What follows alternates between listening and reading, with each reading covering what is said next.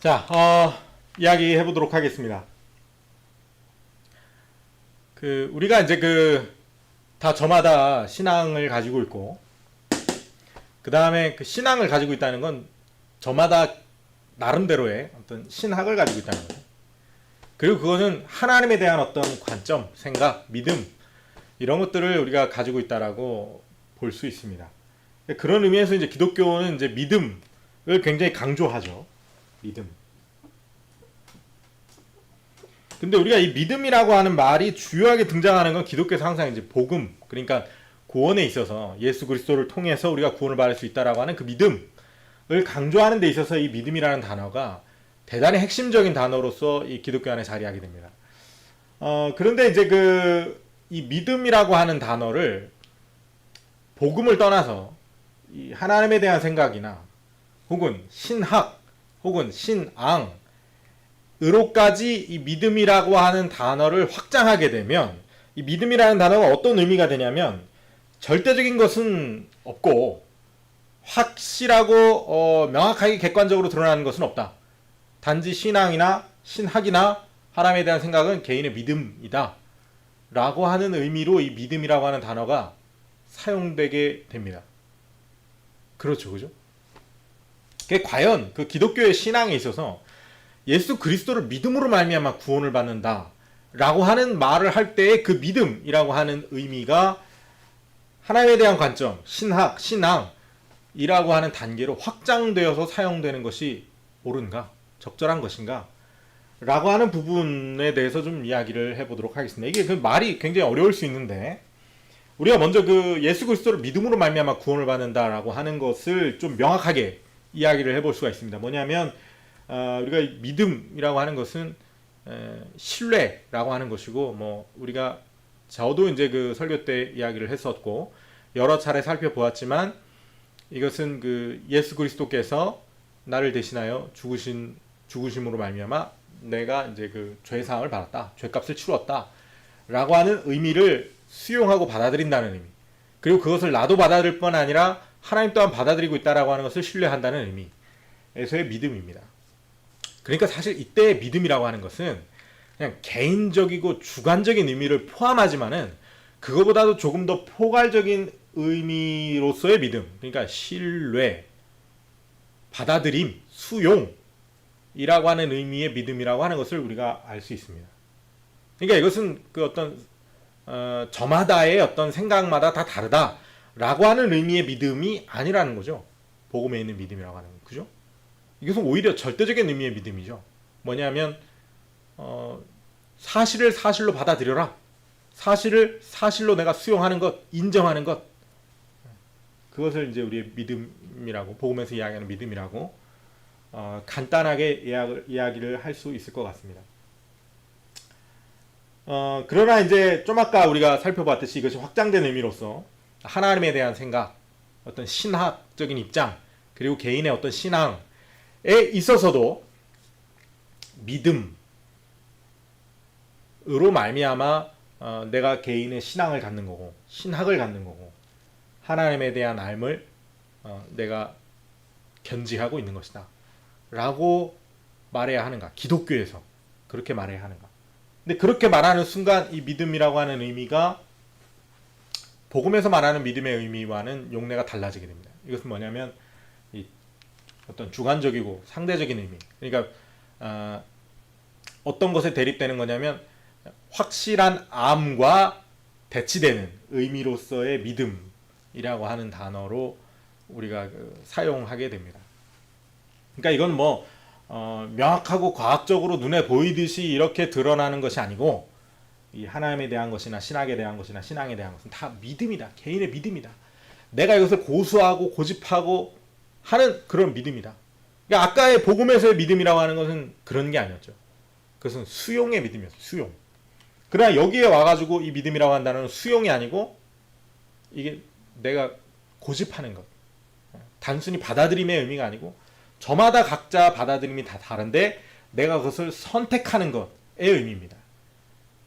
다시 한번 아까 복음에서 십자가를 믿음으로 말미암아 구원을 받는다라고 하는 복음에서의 그 믿음이라고 하는 것은 그것은 선택의 의미를 지닌 것이 아니고 수용의 의미.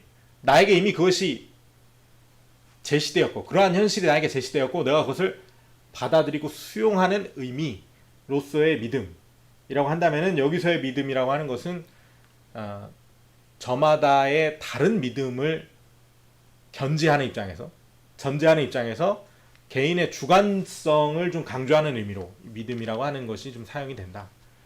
이렇게 좀 정리를 해볼 수 있을 것 같습니다. 그렇죠? 네. 그렇게 정리가 될 수 있을 것 같습니다.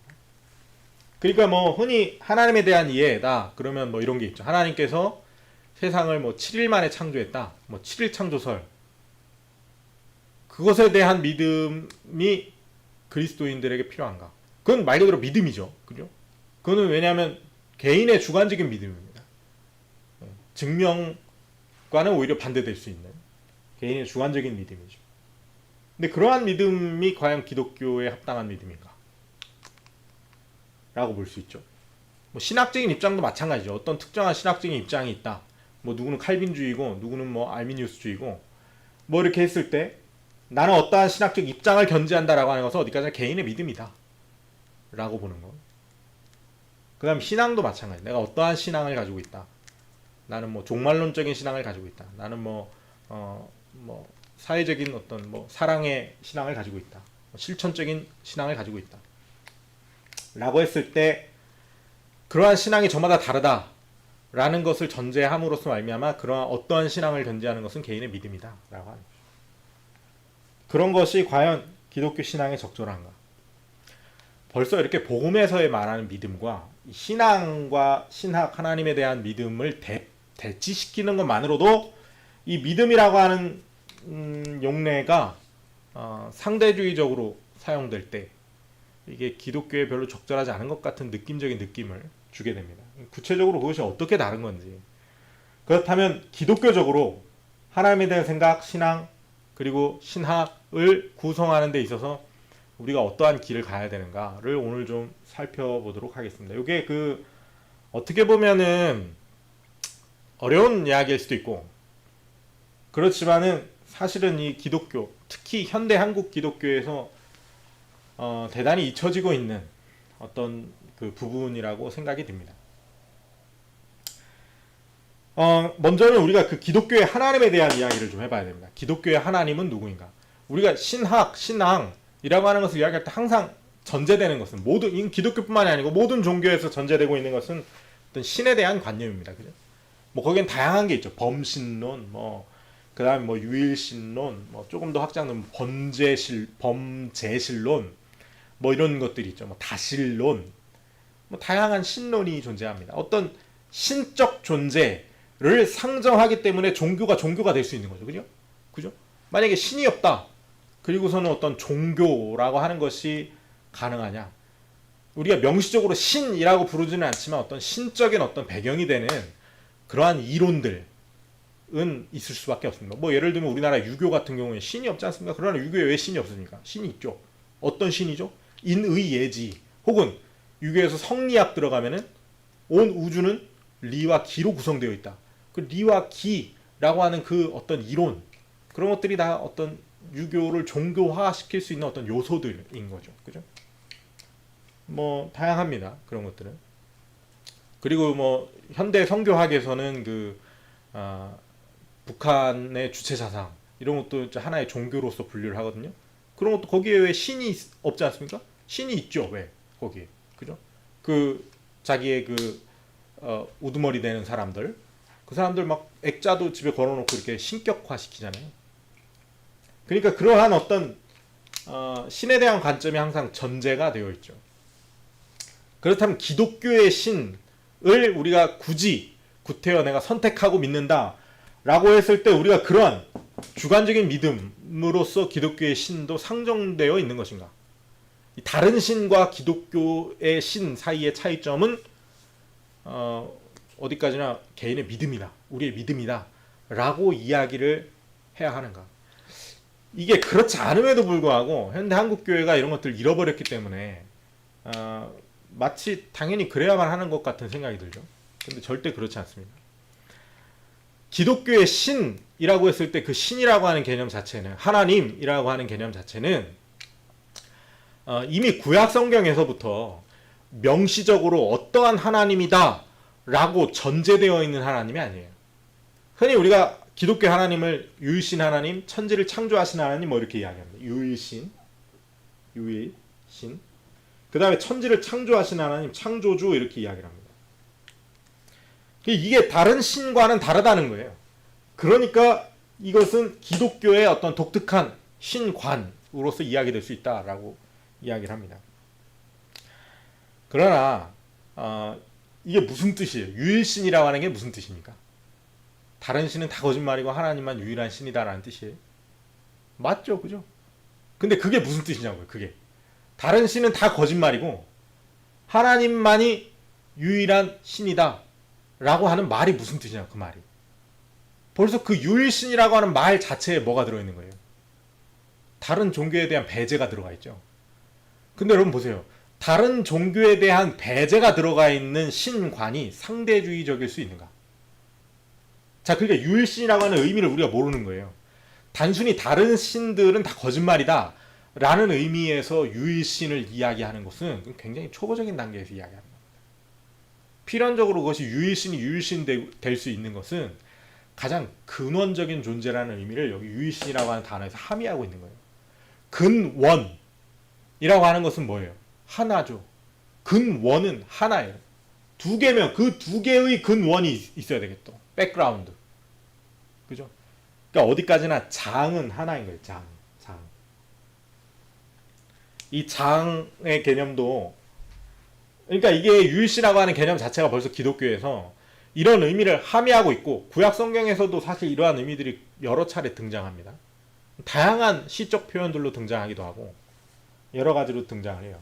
가장 대표적인 이러한 백그라운드가 되는 어떤 설명이 뭡니까? 우리 모세가 불타는 나무에서 하나님 만났을 때 하나님 자기 자신을 어떻게 소개합니까? 나는 스스로 있는 자다 라고 그러죠. 근데 우리가 나는 스스로 있는 자다 라고 하는 말을 그냥 존재론적으로 하나님 그냥 혼자 계시는구나, 스스로 계시는구나 라는 의미로 생각을 해서는 우리가 그 단어를 정확하게 포착할 수가 없습니다. 그 근원을 이야기하는 거예요. 나는 스스로 있는 자다 라고 하는 말 자체가 내가 그 어떤 것의 백그라운드가 필요한 존재가 아니고 나 스스로 있는 자다 라고 하는 어떤 영속적인, 그걸 영속성이라고 하는데, 영속성을 포함하고 있는 자기소개인 거예요. 그러니까 영속적인 존재로서의 자기소개를 하고 있는 거예요. 우리가 그걸 포착을 못하는 거예요. 성경을 읽을 때. 그 개념이 어렵죠, 사실은. 그러나 이미 구약 성경에서부터 그러한 개념들이 포함되어 있는 겁니다. 유일신 하나님이라고 하는 말 의미 속에, 그것은 그냥 뭐 무조건 다른 종교는 다 거짓말이야 라고 하는 배타적인 어떤 성격을 띠는 아주 그 고집스러운 종교라는 의미가 아니고, 유일신, 그러니까 가장 근원의 그 유일할 수밖에 없는, 필연적으로 유일할 수밖에 없는 존재로서의 신을 이야기하는 거예요. 그게 나는 스스로 있는 자다라고 하는 말의 의미입니다. 스스로 내가 존재하는 데에는 원인자가 없다. 제1 원동자로서의 나 스스로 그냥 내가 여기 있다. 그런 존재다라고 하는 것이죠.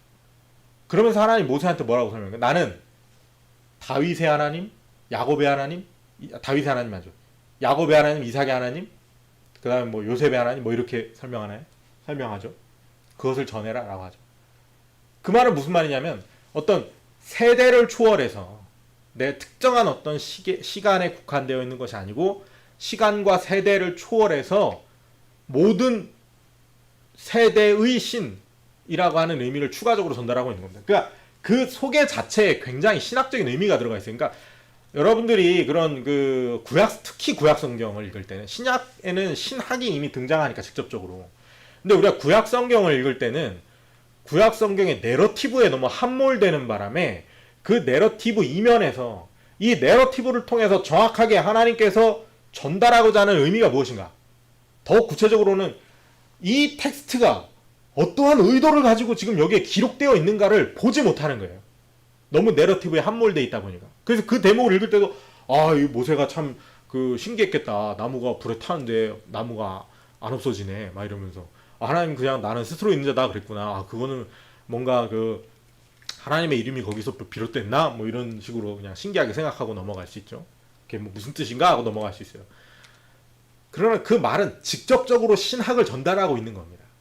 그렇기 때문에 그 텍스트가 거기에 기록되어 있는 거예요. 이걸 이 의미를 전달하기 위해서. 그러니까 그 내러티브가 먼저가 아니고 사실은 이게 먼저예요. 하나님 스스로 있는 자다. 내가 영속적 존재. 나는 백그라운드가 없는 근원으로서의 장 그 자체로서의 신이다 라고 하는 걸 전달하고 있는 거죠. 그다음 창조자로서의 신도 마찬가지입니다.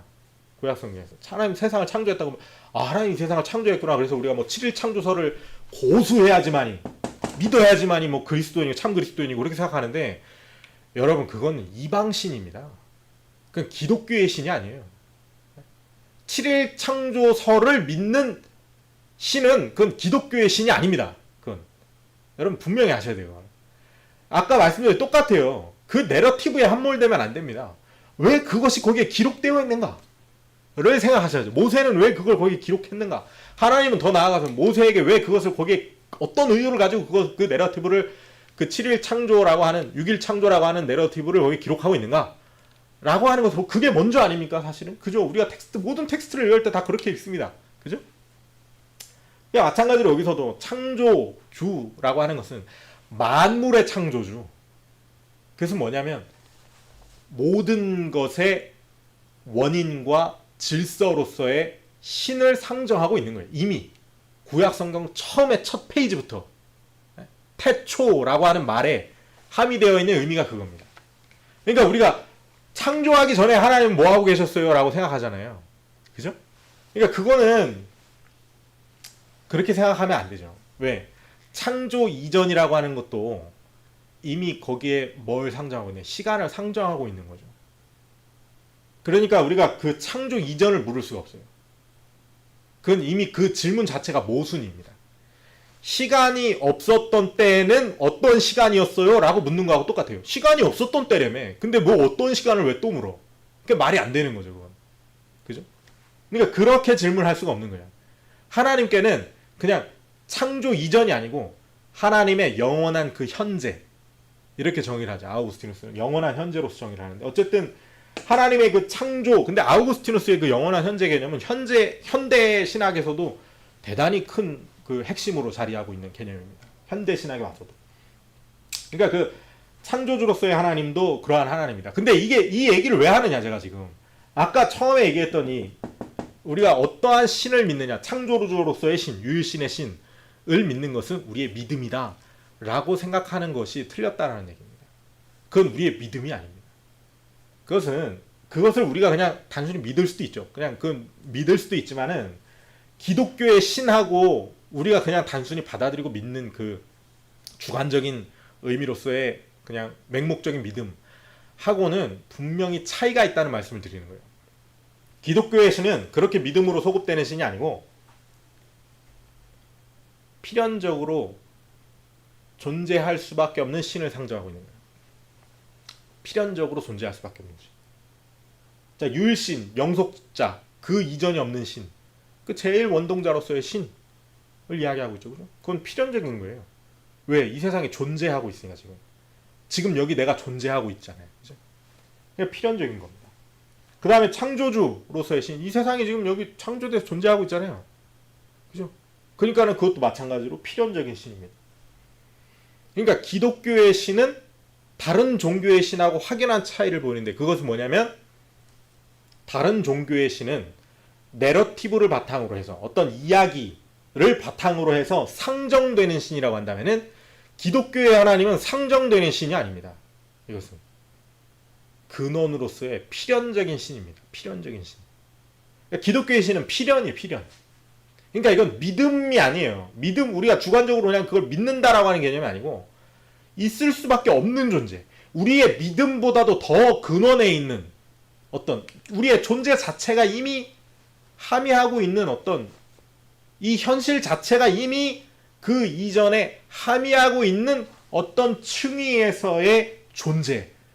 그게 기독교의 신입니다. 그러니까 이걸 분명히 하셔야 돼요. 분명히 하셔야 돼요. 그러니까 우리가 단순히 이게 믿음이라고 이야기를 했을 때 우리가 그동안 이 믿음이라고 하는 것을 중세적인 의미에서 뭐라고 하는 거냐면 이것을 뭐라고 합니까? 교조주의라고 하죠. 교조주의.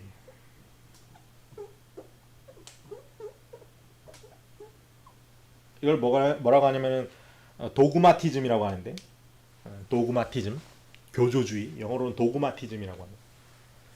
그러니까 그냥 교조주의라고 하는 건 뭐냐면은 그냥 너 이거 믿어, 그럼 아멘 하고 믿어야 되는 거예요. 그러니까 거기에 뭐 어떤 근거나 이런 게 없어요. 이거는 다른 모든 종교가 다 똑같아요.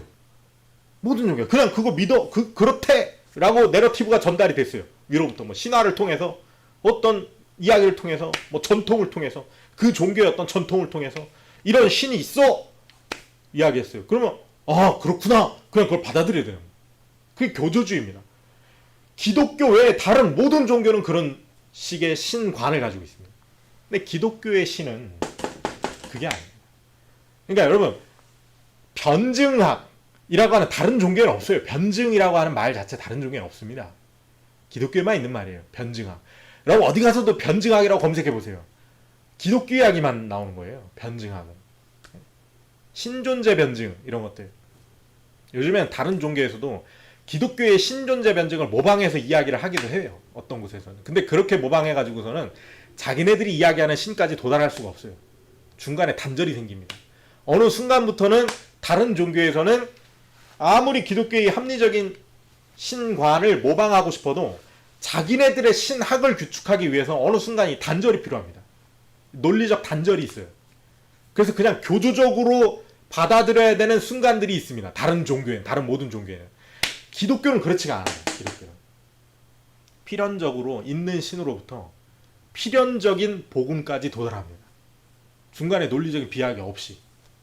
그건 이미 기독교 초기 때부터 마련되어 왔던 거예요. 마련되어 왔던 거예요. 그러니까 거기서부터 시작하는 신학, 그 다음 우리의 신앙 또한 마찬가지로 필연성에 기반되어 있는 겁니다. 근데 이거를 무슨 뭐 신학 공부를 다 해가지고서는 다 이렇게 막 다 알고 깨닫고 해서 우리가 그래야만 구원받고 그래야만 기독교인이 되는 게 아니잖아요. 그런데 아니에요. 기독교는 아주 기본적이고 아주 기초적인 수준에서부터 이 합리적인 필연성을 요구하고 있습니다. 그것은 뭐냐? 기독교인이 되는 건 뭡니까? 이런 건 다 몰라도 돼요. 예수 그리스도를 나의 구주 나의 하나님으로 받아들이는 거. 그 말의 의미는 뭐냐? 그건 뭐 앵무새처럼 반복하는 게 아니고 그 말의 의미, 참 믿음의 의미. 내가 스스로는 구원할 수 없는 존재이고 필연적으로 구원자가 필요하다는 의미, 그리고 필연적으로 내가 그 구원자를 통해서만 구원받을 수 있다는 의미. 그런 필연적인 의미를 내가 포착할 때 그것을 내가 체감하고 실감하고 나의 실존 가운데서 그것을 내가 이해하고 있을 때 야만이 그리스도인이 될 수 있는 거예요. 그냥 어떤 사람이 로봇처럼 와가지고 그냥 머릿속으로 그런 의미 하나도 모르고 그냥 교조적인 믿음으로 마치 다른 종교에서 신앙을 갖는 것과 마찬가지로 그냥 그러한 믿음을 입으로 내뱉은다. 그 사람에게 구원이 있을까? 여러분 정말 진지하게 한번 생각해 보십시오. 그 사람의 구원이 있을 수 있는가? 정말 구원이 있을 수 있는가? 만약에 그렇다고 한다면 종교 다원주의로 가야 돼요. 그렇게 이야기하고 싶으면은 우리가 뭘 강하게 끌어들여야 되냐면 하나님의 긍휼하심을 강하게 끌어들여야 돼요. 단지 이 어떤 이 자기 편에 서는 어떤 사람들을 강하게 긍휼을 하는. 그러니까 거기는 실제성이 없어. 실존성도 없고요. 그죠? 그럼 다른 종교는 왜 구원하지 않으시는가? 논리가 똑같이 적용돼요. 그죠? 그럼 다른 종교와 기독교의 차이점을 이야기하려면 하나님께서 단지 교회에 나오느냐 교회에 나오지 않느냐의 차이로 둬요. 그렇게 보는 게 어디예요? 지금의 카톨릭이에요. 그게 종교 포괄주의입니다. 다른 종교에도 구원의 가능성이 있다. 그러나 그 구원은 반드시 뭐를 통해서만? 자기네 카톨릭을 통해서만, 기독교를 통해서만 구원에 이를 수 있다. 그러나 다른 종교에도 구원의 가능성은 있다. 그게 포괄주의, 종교 포괄주의입니다. 종교 다원주의랑 다른 개념입니다. 그렇게 가는 겁니다. 그렇게. 그러니까 이걸 우리가 모르니까, 그러니까 기독교라고 하는 신앙을 우리가 가질 때 반드시 이 필연이라고 하는 것이 밑바탕 되어야 한다는 것. 우리가 이게 명심해야 돼요. 명심. 이 필연. 여러분이 그 교회를 오래 다니고 신앙생활을 하면서도 여전히 내가 진짜로 구원받을 수 없는 죄인이구나라는 깨달음 없이 그냥 어떤 맹목적이고 교조적인 신앙, 습관적인 신앙, 문화적인 신앙에 의해서 교회를 다니고 계신다. 그러면서 어디 가서도 내가 예수를 믿는다 라고 하고 누가 기독교 욕하면 마음에서 부글부글하고, 여러분 그건 그냥 여러분이 하나의 신념을 가지고 있는 거예요. 기독교적 신념을 가지고 있을 뿐이에요. 그건. 네. 여러분이 정말 그 실제하는 하나님과 마주하는 구원에 이르는 그러한 그리스도인이 되었는가? 그건 아직 여러분이 잘하고 있는 단계라고 봐야 됩니다. 네. 기독교적 신앙, 이 끝이 아니라는 말씀 드리는 겁니다. 그게 나쁘다는 의미가 아니고 누구나 다 그런 단계를 거치죠. 그죠? 그러한 단계를 거치지 않고 무슨 갑자기 어느 날 하늘에서 뚝 해가지고 내가 이 모든 실존 그런 사람도 있겠죠. 그런 사람도 있을 수 있습니다. 그죠? 그런 사람도 있을 수 있어요. 그러나 기독교적 신념의 단계가 필요합니다. 그러나 문제는 뭐냐면 기독교적 신념의 단계가 구원에 이르는 끝이 아니었다는 거예요. 구원을 다 이룬 게 아니었다는 거예요. 그걸 분명히 아셔야 됩니다. 그걸 알아야 돼요. 교회만 나오면 다 도장 찍고 구원 도장 찍는다? 그거 거짓말이에요. 거짓말. 그 종교 포괄주의예요. 포괄주의. 그게 아닙니다. 여러분. 분명히 아셔야 돼요. 네. 아시겠죠? 그죠? 근데 이게 왜 제가 이 밑에 정초주의, 비정초주의라고 써놨냐면, 그러니까 기독교의 하나님을 이야기할 때도, 신학을 이야기할 때도, 신앙을 이야기할 때도 우리는 필연이라고 하는 어떤 그 존재, 신적 존재 혹은 현실의 필연성으로부터 시작되는 전체적인 큰 종교입니다. 기독교는. 그래서 진리의 종교다 우리가 그냥 광고 문구처럼 교회에서 떠들지만은 그 말이 무슨 말인지를 모르는 거예요. 사람들이. 그 말이 이 말이에요. 이 말이. 진리의 종교다. 기독교가 참 진리다. 진리. 항상 기독교 진리에 대해서 떠듭니다. 진리. 다른 종교에서는 그렇게 진리에 대해서 그렇게 크게 강조하지 않거든요. 기독교는 유독 그 진리에 관심이 있어요. 진리. 그게 뭡니까? 그게 기독교적 전통이거든요. 진리라고 하는 것을 추구하는 게. 그게 벌써 교구시대 전통이에요. 진리를 추구하는 게. 근데 그게 벌써 뭐냐면 이 필연을 바탕으로 한, 필연을 토대로 한, 필연을 기반으로 한, 필연을 진리로도 바꿀 수 있죠. 진리를 기반으로 한 어떤 그럴 수밖에 없는, 그렇지 않을 수가 없는 필연적인 어떤 토대를 기초로 해서 그 위에 신론이 발생하고 신학이 발생하고 신앙이 발생하고 그 가운데서 총체적으로 어떤 복음의 이야기들이 발생하고 하는, 기독교의 역사가 전개되고 하는, 또한 실제로 그 가운데서 구원이 이루어지는 하는 그 모든 것 진리의 토대 위에서, 진리 가운데서, 그 진리의 반석 위에서 세워지는 종교가 바로 기독교다라고 하는 것이죠.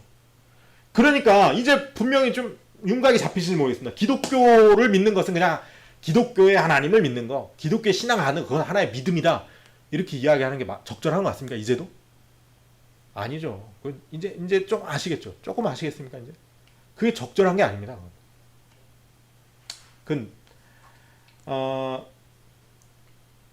그것은 절대 적절한 게 아닙니다.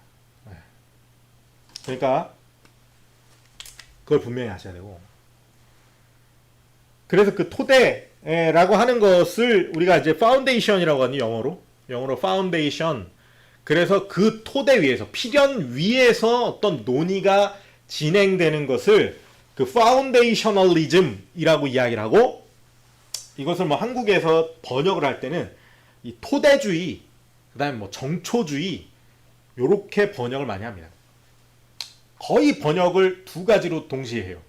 이 논문 같은 거 검색해봐도 파운데이셔널리즘을 토대주의로 번역하는 것 절반, 그 다음에 정초주의로 번역하는 거 절반, 이렇게 돼 있어요. 같이 혼용돼서 쓰이고 있습니다.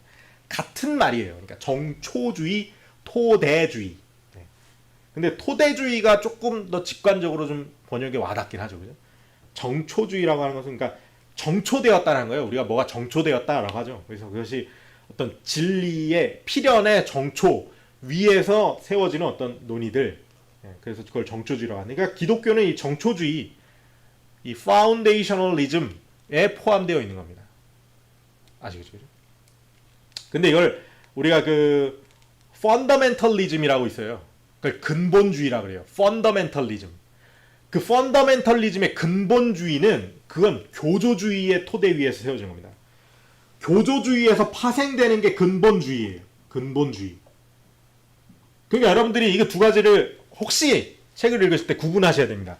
근본주의랑 토대주의랑은 아예 개념 자체가 다른 거예요. 토대주의는 파운데이셔널리즘. 우리 기초 화장할 때 파운데이션 한다 그러죠. 그 파운데이셔널리즘, 그 토대주의고, 근본주의는 펀더멘털리즘. 의미가 달라요. 근본에서 고집하고 있는 어떤 교조적인 그 근본이 있고, 그 근본 외에는 다 배제하려고 하는 아주 강력한 교조주의의 태도입니다. 그건 근본주의예요. 그것은 IS 같은 애들 근본주의죠. 근본주의자들이라고 하죠. IS. 이슬람 그 아주 그 국수주의파들, 근본주의파들. 그 이슬람의 IS나 기독교의 근본주의자들이나 사실은 똑같아요. 전혀 차이가 없어요. 그들의 종말도 똑같을 겁니다. 결국은 그 둘의 종말도. 근본주의적인 신앙을 견지하고서는 구원을 얻을 수 있는가? 대단히 의심스럽습니다. 근본주의적인 신앙을 본인이 가지고 있을 수도 있어요. 그러나 그것이 끝이 아니고 언젠가 그것이 그 가운데서 정말 필연적인 하나님을 발견함으로써 자기가 깨어지고 나면 그러면 계속해서 근본주의적 신앙을 견지할 수는 없습니다. 그럴 수는 없어요. 그것도 필연입니다. 사실. 제가 경험자라는 거예요. 제가 직접 경험해봤기 때문에 이게 그렇지 않을 수가 없구나 라고 하는 것을 아는 겁니다. 여러분이 여전히 근본주의적인 신앙 가운데 있다면 거기가 끝이 아니라고 하는 것을 분명히 인지하고 삶 가운데서 필연적으로 예수 그리스도가 나를 위해 죽으실 수밖에 없다라고 하는 그 참담한 현실을 발견하는 은혜가 있기를 소망합니다. 그래서 그 정초주의라고 하는 말을 저희가 이야기를 했는데 그에 반대되는 말이 이제 unfoundationalism, 앞에 on자를 붙인 거예요. 그러니까 기초가 없다, 이 토대가 없다. 비정초주의라고 합니다. 비정초주의.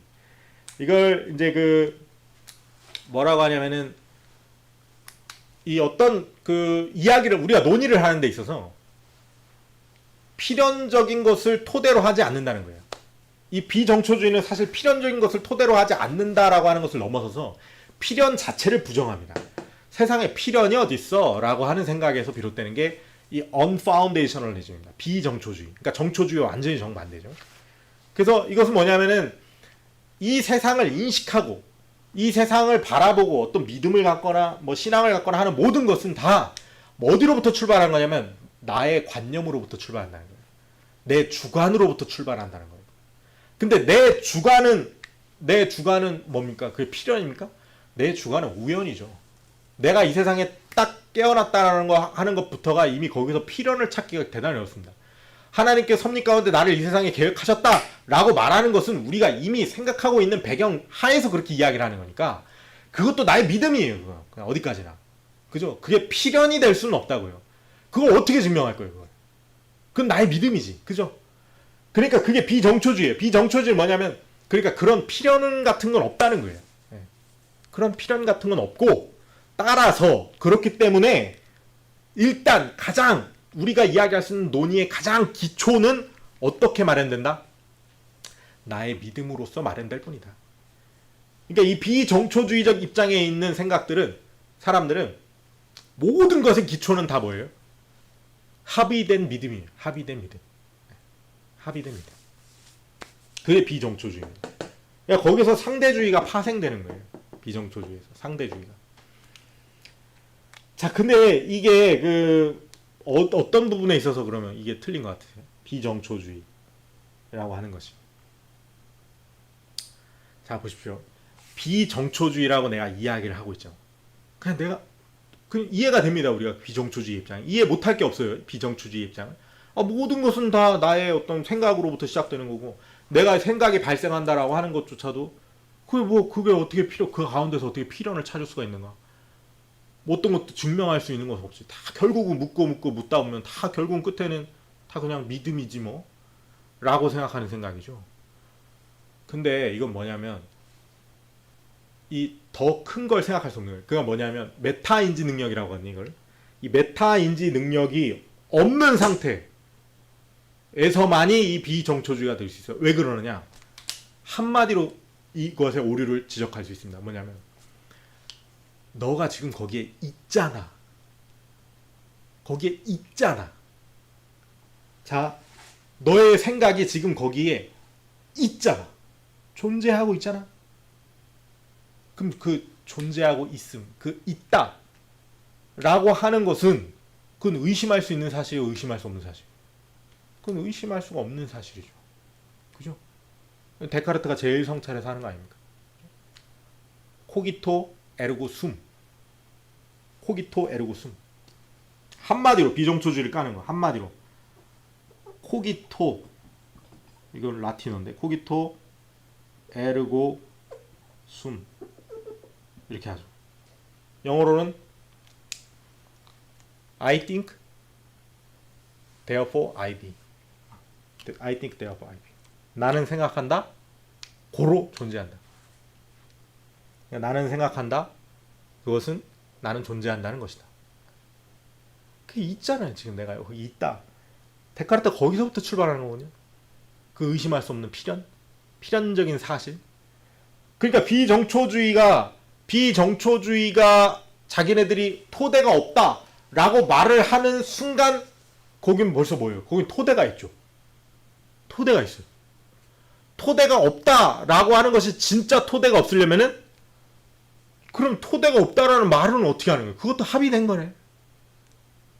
그것도 그냥 나의 믿음이네. 그러니까 아무 말도 할 수가 없어요.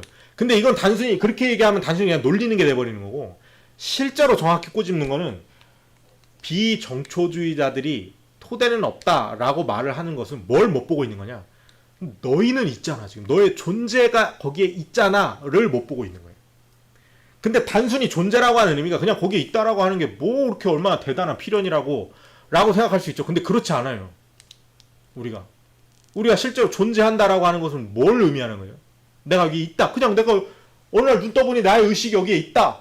라고 하는 그것 안에는 어마어마한 많은 의미들이 함의되고 있습니다. 벌써 뭐예요? 그 안에. 영속성의 속성을 그 존재의 이면에 이미 함의하고 있어야 되는 거죠. 그죠? 영속성. 그죠? 존재라고 하는 것의 영속성. 그 다음에 또 두 번째. 중요한 거. 시간. 존재한다는 건 결국 뭐예요? 시간이 일시 존재하는 거예요. 이건 이거 어려운 말이니까 자세히 설명할 수 없어요. 다음에 기회가 되면 설명할 수 있지만 아주 옛날부터 이 많은 사상가들에 의해서 이야기되어 왔던 거예요. 기독교에도 마찬가지예요. 시간성을 함의하고 있는 거예요. 내가 존재한다라고 하는 거예요. 그러니까 그게 뭘 말하는 거예요? 창조되었다라고 하는 거죠. 왜? 아까 우리가 얘기했잖아요. 창조에 대해서 이야기할 때. 창조, 시간의 창조죠. 그죠? 그러니까 창조 이전을 물을 수 없다 그랬죠. 시간성. 그러니까 내가 그냥 거기에 있다라고 하는 것은 뭐 엄청 대단한 그게 필연이라고 이야기할 수 있는 게 아니에요. 그건 거기부터 시작하는 거예요. 그게 가장 포괄적이고 모든 것을 아우르는 필연이에요. 이 내가 존재한다라고 하는 것으로부터 현대 키에르케고르나 이러한 사람들은 이 기독교의 복음까지 올라가는 거예요. 연역해 나가는 거예요. 내가 존재한다라고 하는 거예요.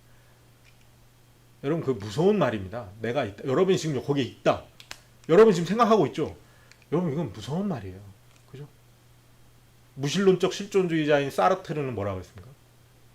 구토에서 왜 없지 않고 있냐? 이 존재가 구토가 난다. 존재의 구토를 느끼죠. 모든 것이 존재하고 있으니까 토가 나온다는 거예요. 존재한다는 거예요. 왜 없지 않고 있냐는 거예요.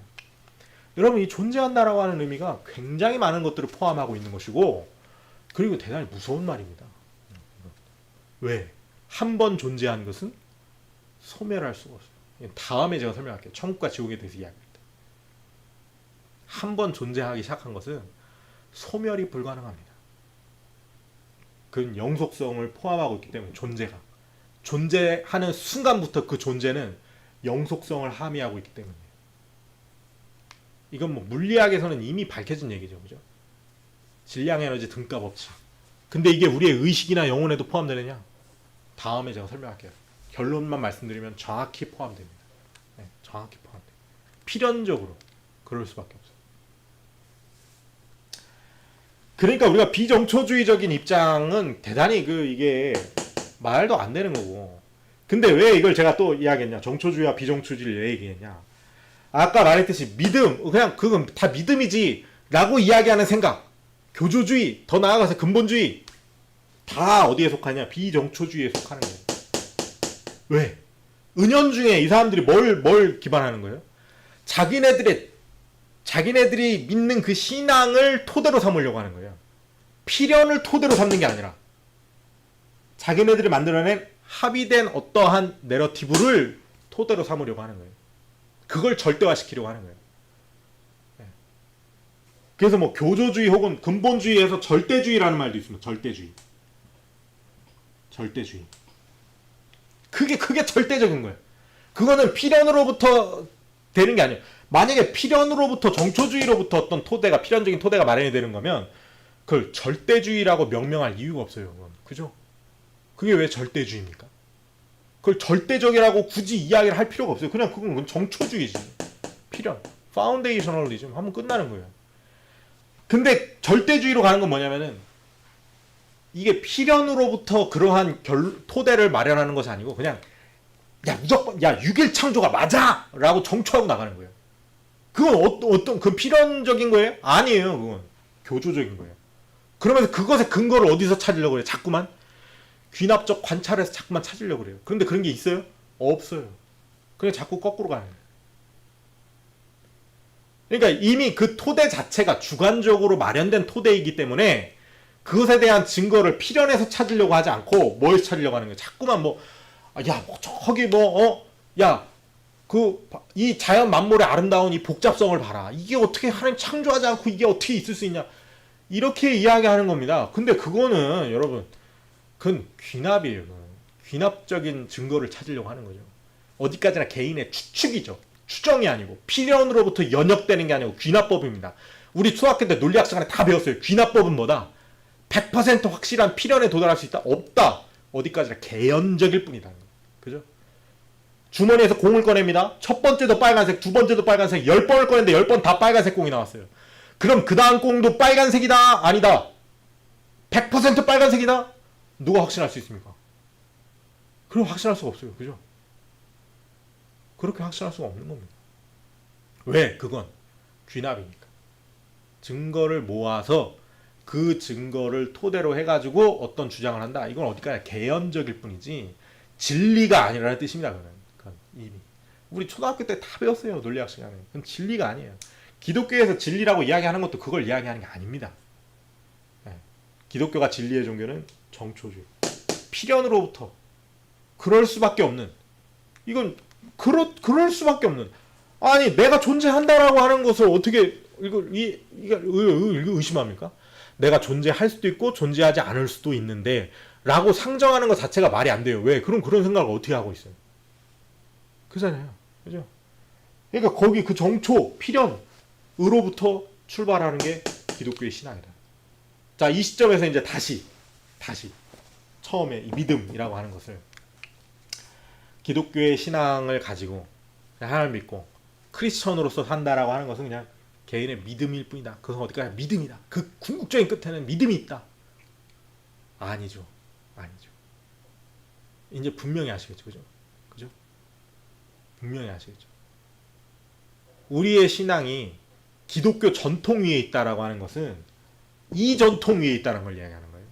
이 전통을 이야기하는 게 아니고 기독교의 전통을 이야기합니다. 신학에서는 아주 중요해요. 이거는 정경화 작업에서부터 성서학 들어가면서부터 기독교의 전통은 아주 중요한 개념입니다. 근데 그 기독교의 전통이 무슨 말인지 몰라요. 그 기독교의 전통이 무슨 기독교가 옛날부터 견지해 왔던 어떤 그 교리를 이야기한다고 생각해요. 근데 여러분 실제로 교회사를 정밀하게 공부해 보세요. 기독교 초창기 때부터 견지되어 오고 있는 교리라고 하는 것은 대단히 모호합니다. 기독교에 얼마나 수많은 신학적인 논쟁들이 있었으며 시대마다 세대마다 기독교의 신학을 새롭게 정립하는 수많은 신학들이 새롭게 등장했고, 여러분 어거스틴은 뭐에 기반해서 기독교의 신학을 정초했습니까? 신플라톤주의, 그죠? 근데 토마스 아퀴나스는 뭐에 근거해서 기독교 신학을 정초하는 겁니까? 아리스토텔레스. 완전히 달라요. 물론 토마스 아퀴나스가 아우구스티누스를 많이 주석합니다. 그리고 자기가 그 입장에 서 있다고 해요. 그 입장의 연속 속에 있다고 해요. 근데 그 말의 의미는 뭐냐?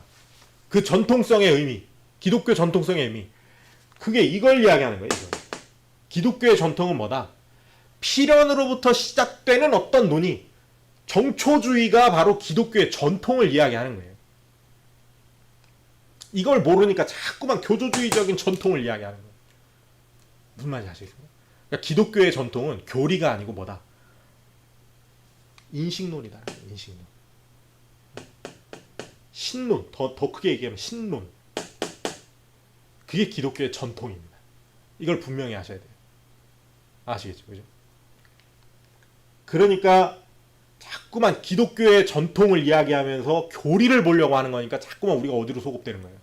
문자주의 성경으로 자꾸만 소급되는 거예요.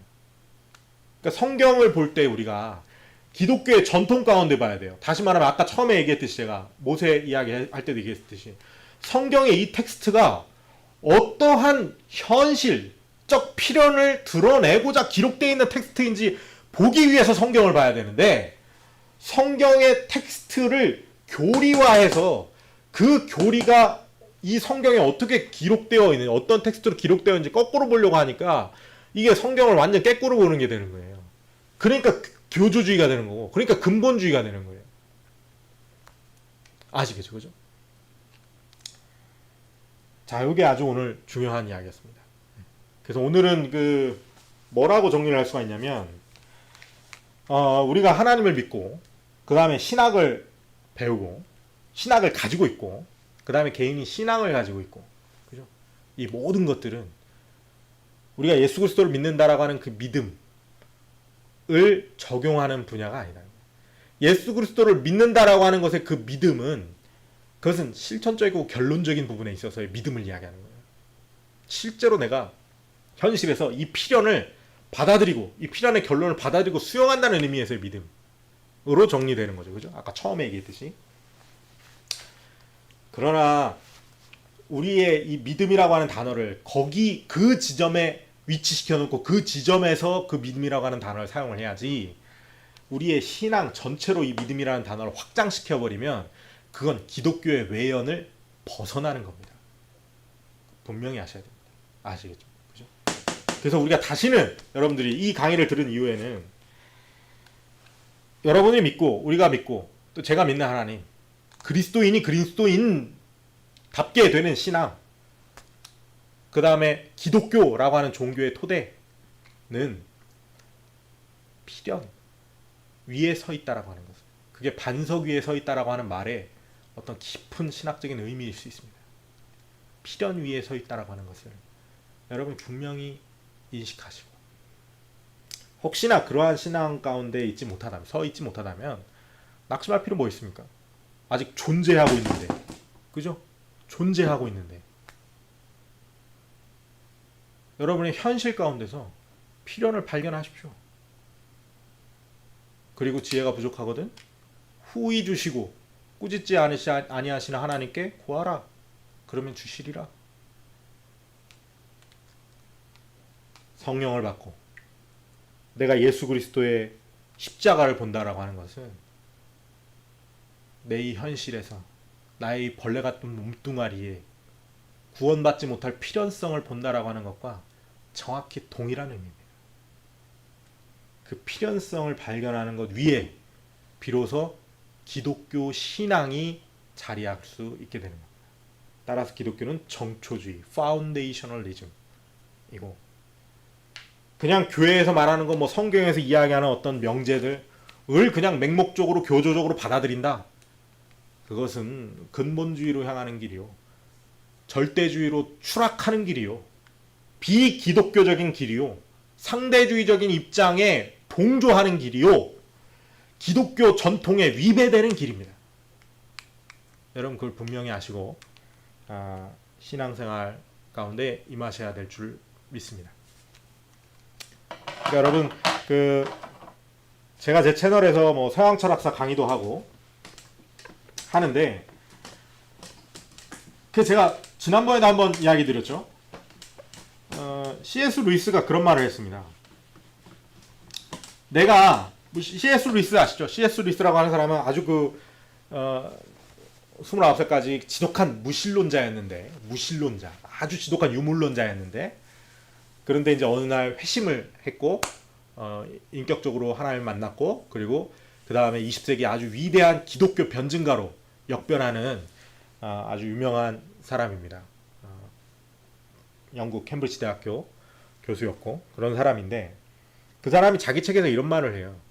내가 무신론자였을 때에는 나는 세상의 모든 이 유신론적인 이야기들에 대해서 전부 다 거부를 해야만 했다는 거예요. 저건 다 거짓말이고 뭐가 근본적으로 아주 심각한 어떤 거짓말과 오해와 사기 가운데 있는 이야기들이다 라고 해서 다 거기를 그 모든 것들을 거짓말로 치부를 했어야만 했다라고 하는 것이죠. 근데 그 이후에 그 사람은 무슨 말 하냐면, 그런데 내가 기독교인이 되고 난 다음에는 나는 세상 모든 것들을 거부할 필요가 없어졌다라고 이야기하는 거죠. 왜? 어차피 필연 위에 서 있기 때문에 거짓말이 들어와도, 내가 거짓말을 봐도, 거짓말을 들어도 그게 거짓말인지 알아요. 왜? 거짓말은 필연 위에 서 있는 게 거짓말입니까? 필연 위에 있는 게 거짓말이 아니죠. 거짓말은 반드시 거기에는 교조적인 것, 어떤 그냥 비논리적인 것, 거기에 포함되어 있는 거 아닙니까? 그러니까 내가 필연 위에 서 있으면은 그런 것들이 두려워할 일이 없어요. 그잖아요. 그죠? 우리가 아니 눈 달려있는데 구더기 무서워할 거 뭐 있습니까? 그죠? 무서워할 게 없거든요. 그 다음에 또 한 가지, 또 다른 의미로, 우리가 필연 위에 서 있기 때문에 다른 모든 것들을 위에서 아래로 쳐다볼 수 있어요. 그럼으로써 뭘 넓혀갈 수 있느냐? 표현 방법과 필연 위에서 사고하는 생각의 틀을 넓혀갈 수가 있습니다. 그렇잖아요. 그죠? 그게 얼마나 유익합니까? 그죠? 그게 얼마나 풍요롭습니까? 우리가 신앙 안에서도 왜 우리가 다른 사람의 간증을 듣고 교회 안에서 서로 교제합니까? 내가 나의 경험, 나의 체험, 내가 발견한 이 필연의 하나님 속에 갇혀서 살면은 내가 마주하고 관찰하고 경험할 수 있는 하나님의 폭이 얼마나 제한적입니까? 근데 우리가 교회에 나가고 다른 사람과 신앙을 공유하고 이야기하고 함께 신앙생활 가운데 성장해 나가고 다른 사람이 회심하는 것들을 우리가 목도하고 함께 기뻐하고 할 때에 우리가 우리의 신앙 가운데 있는 하나님을 더욱 폭넓은 관점에서 경험할 수 있고 바라볼 수 있고 이야기할 수 있게 되죠. 그죠? 근데 그 외에는 교회 안에 국한되어 있는 게 아닙니다. 이 세상 모든 것에 포함되어 있습니다. 심지어 어떤 고고학자가 고고학을 통해서 진화론을 연구해 나가면서 어떤 이 우주의, 이 지구의 생명 탄생의 어떤 원리들을 밝혀나가는 것, 우리는 그것도 기뻐할 수 있다라고 했습니다. 그죠? 왜 우리가 그걸 거부할 이유가 뭐가 있습니까? 그죠? 그 가운데 틀린 게 있으면 틀렸을 수 있는 거고, 그러나 그것이 맞으면 그건 맞을 수 있는 거죠. 그걸 우리가 거부할 이유가 뭐가 있습니까? 그죠? 어떻게 보면 하나님께서 이 지구를 어떻게 마련해 나가시고 운행해 나가셨는지, 이 우주를 어떻게 운행해 나가셨는지, 그들을 통해서 우리가 더욱 풍요롭게 누릴 수도 있는 거 아닙니까? 그렇죠. 우리가 그런 것들 거부할 이유가 전혀 없습니다. 아주 단적인 하나의 예만 들었지만 마찬가지예요.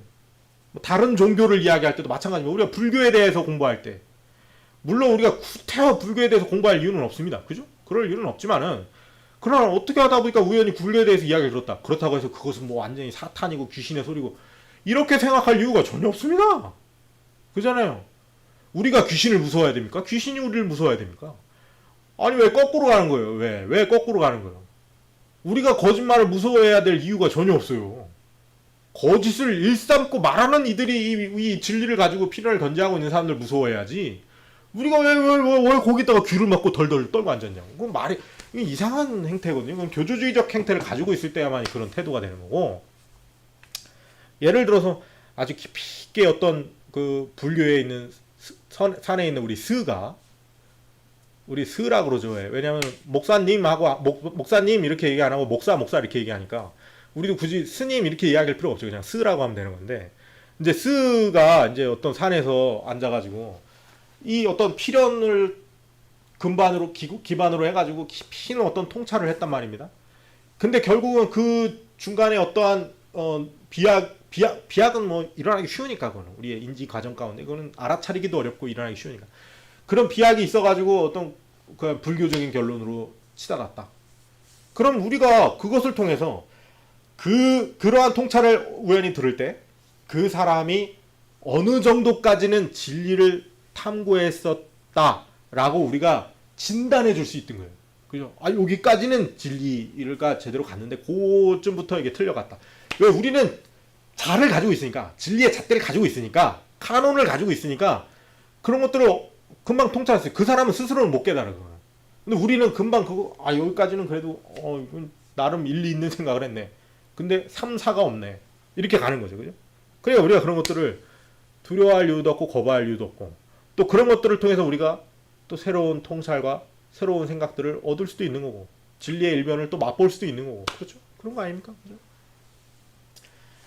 그리고 어떤 경우에 특히 제가 철학 강의를 하는 것은 이런 그 철학적인 논의가 이미 기독교 2000년에 끊임없이 신학이라고 하는 영역과 겹쳐져서 이루어져 있었고, 또 2000년 이전에 고대 철학까지도 이 신학이라고 하는 영역과 이 진리를 탐구하는 로고스를 탐구하는 이 철학의 영역이 절대로 분절된 적은 없다. 그런 적은 없다. 항상 중첩되어 있었고 항상 겹쳐져 있었고, 그렇기 때문에 표현 방법이, 우리 성경을 보면은 아주 뭐 논리적이고 체계적으로 신학에 대해서, 신에 대해서 설명하는 것은 굉장히 제한적이죠. 특히 바울 서신에 국한되어 있고 제한적입니다. 예수님의 로기아를 포함한 구약성경 전체와 신약성경 대부분에서 기독교의 어떤 신학이나 신론을 전달하는 것은 항상 뭐로 치환되어 있습니까? 비유와 송가로 치환되어 있죠. 비유와 찬양으로 치환되어 있습니다. 그러니까 우리가 신학이나 어떤 폭넓은 신론을 전개하기에는 적절하지 않은 부분들이 있다는 거죠. 그죠?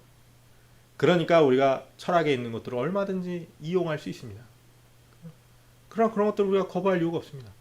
그리고 더 높은 위치에서 그런 것들을 진단할 수 있죠. 아, 이 철학자는 여기까지는 굉장히 타당하고 논리적으로 어떤 하나님에 근접했을 수 있겠다. 그리고 그 이후에는 어느 부분이 어떻게 해서 틀렸다. 우리는 너무 쉽게 진단할 수 있습니다. 그러니까 기독교인 서양 철학사를 할 수 있는 거예요. 더 완전한 의미에서 철학을 공부할 수도 있는 겁니다. 그래서 제가 이제 서양 철학사를 하는 거고, 그 이후에도 뭐 서양 철학사 하는 이유에 대해서 많이 말씀드렸지만, 어쨌든 오늘은 그것이 이제 여담이었고, 전체적으로 이 기독교의 정초주의적 전통에 대해서 좀 이야기를 해봤습니다. 네, 오늘 벌써 이제 1시간 떠들었는데 오늘 요쯤 하고 이야기를 마치도록 하겠습니다. 들어주셔서 감사합니다.